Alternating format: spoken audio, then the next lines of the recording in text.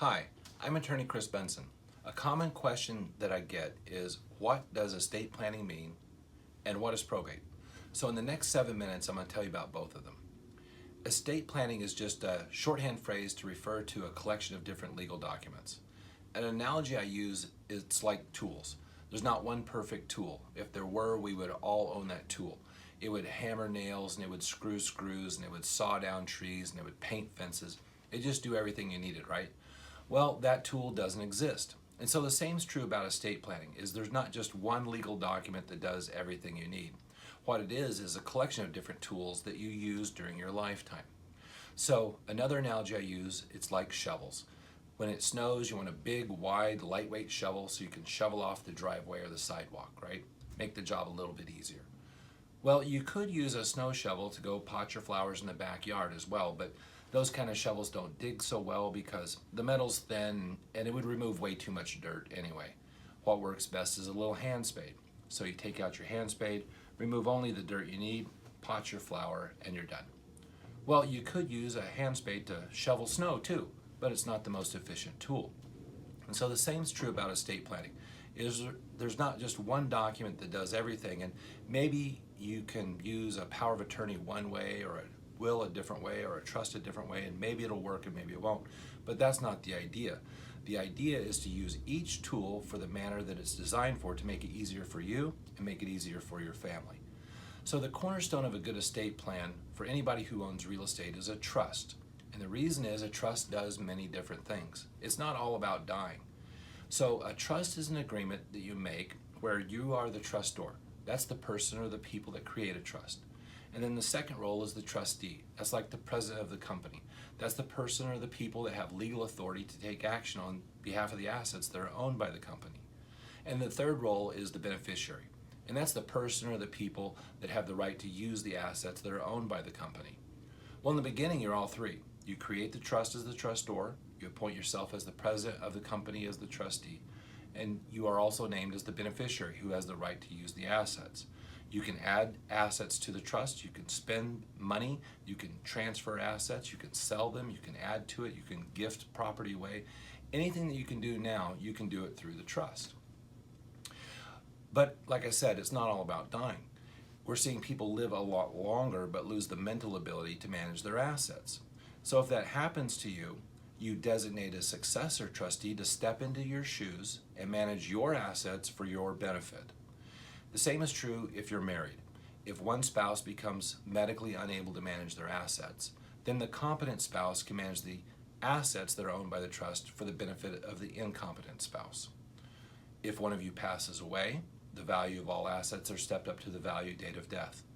The surviving spouse has the right to use the asset and becomes the sole trustee as well. When both of you pass away, the value of all assets are stepped up a second time to the value date of the second death, and whoever you picked as your successor trustee automatically steps into your shoes and becomes the new president, and they can manage the assets for the benefit of the beneficiaries that you designate. Now, a trust by itself isn't good enough. You also need a will. The will is there as a safety net in case you goof up, in case you forget to put all of your assets into the trust. Now, there are different ways to avoid probate, but the question becomes, well, what does probate mean?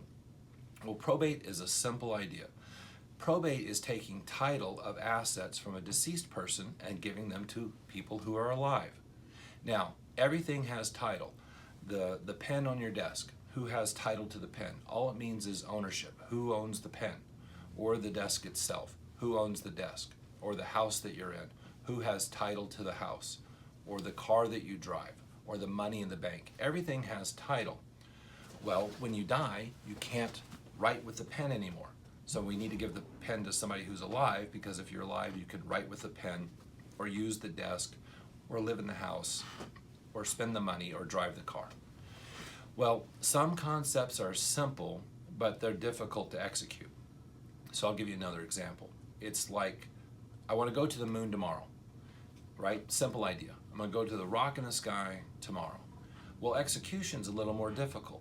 I have to get a rocket, and I got to get a helmet, and I got to get a suit and some food and some things.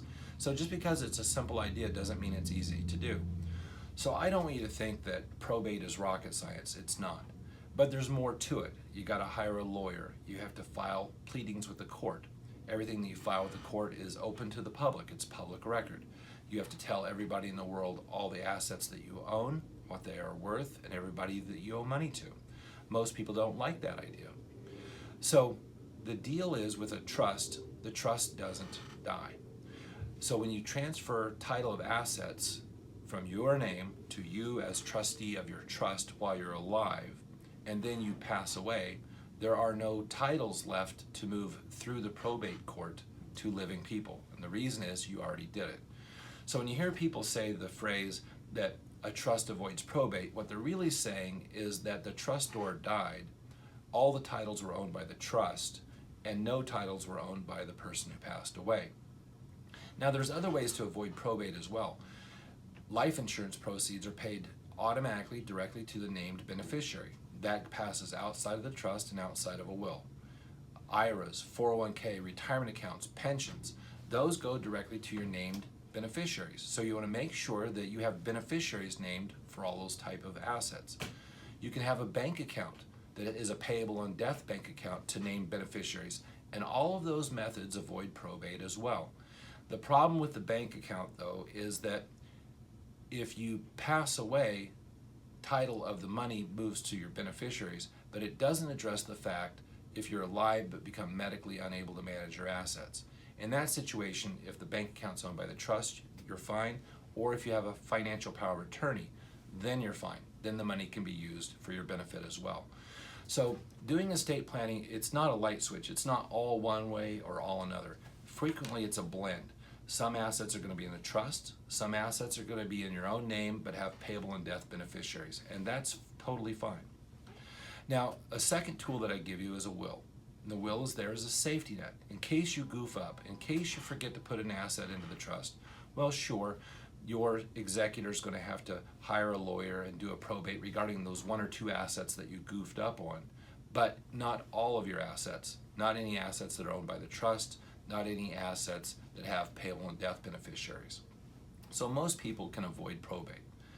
The third tool I give you is a financial power of attorney. So if you're unable to make your own financial decisions, then you've got people in place to make financial decisions for you. Manage bank accounts, as I described earlier. I also give you a healthcare power of attorney. If you're unable to make your own healthcare decisions, then you've got people in place to make healthcare choices for you. Along with that, I give you a HIPAA healthcare release. The HIPAA healthcare release allows people access to your medical records so that they can contact your doctor, schedule doctor appointments, attend doctor visits with you, pick up your prescriptions, anything that they need to do to help manage your healthcare. The HIPAA healthcare release allows them to do that. I also do a designation of guardianship for you. A guardianship has nothing to do with money. It has nothing to do with healthcare choices. It means who takes care of you as a person, who makes sure that you've got a place to live and food to eat and clothes to wear. And then the last thing I give you is a living will. And in a lot of places it's called a directed to physicians. And those are end of life choices. So if there are certain things that you do or do not want, so if you don't want CPR, or you don't want dialysis, or you don't want a blood transfusion, all those different elections you can make. All of those things come together to make a complete estate plan. And as you can see now, one document by itself doesn't handle the other things that you need to handle. I hope this clears up a little bit of the mystery concerning what estate planning really means and what probate is about.